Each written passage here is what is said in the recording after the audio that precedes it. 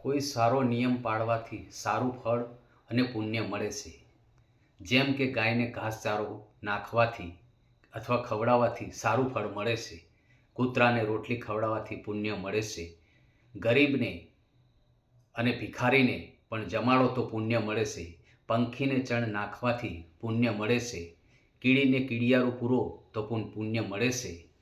માણસ જો પોતાની શક્તિ ઉપર વિશ્વાસ રાખવો જોઈએ અને તેનો વિકાસ પણ કરવા માટે પ્રયત્નશીલ રહેવું જોઈએ. આત્મવિશ્વાસ, આત્મજ્ઞાન અને આત્મસંચય આ જીવનને બળ આપે છે અને એક મજબૂત આધાર પૂરાવો પાડે છે. એકવાર એક ગરીબ માણસ શ્રાવણ મહિનાની અંદર રોજ માટી લેવા જાય અને રોજ શંકર ભગવાનનું લિંગ બનાવે અને પૂજાપાઠ કરે અને પાણીમાં પધરી આવે. એવું આખો શ્રાવણ મહિનો કરે છે અને પોતાના 4 બાળકો હોય છે અને 4 બાળકો ભણવામાં બહુ જ હોશિયાર હોય પણ પોતે ગરીબ હોય છે. એટલે ભગવાનને પ્રાર્થના કરે અને આત્મવિશ્વાસ રાખે પોતે અને ભગવાનની પૂજાપાઠ કરે. આ રીતે રોજ તળાવના કાંઠે જાય, માટી લાવે, માટી લાવી અને શિવલિંગ બનાવે અને શિવલિંગ બનાવ્યા પછી 2 જ માણસો પૂજાપાઠ કરે, મંત્ર જાપ કરે અને પછી પાણીમાં પધરી આવે.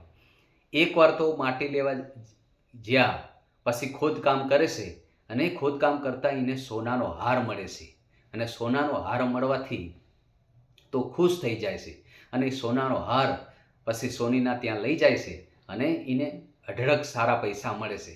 એ પૈસાથી બાળકોને સારી રીતે ભણાવે છે અને બાળકો ભણી ગણી અને સારા શિક્ષક અને કોઈ સારી પોસ્ટ ઉપર ભણી ગણી અને સારી નોકરી મેળવે છે અને બીજાને મદદરૂપી થાય છે. આવું તો એમનું જીવન હોય છે. એટલે કહેવત છે કે ભગવાન સાથે અને પોતાનો આત્મવિશ્વાસ રાખો તો તમારું કાર્ય જરૂર સિદ્ધ થાય અને સફળ થાય છે.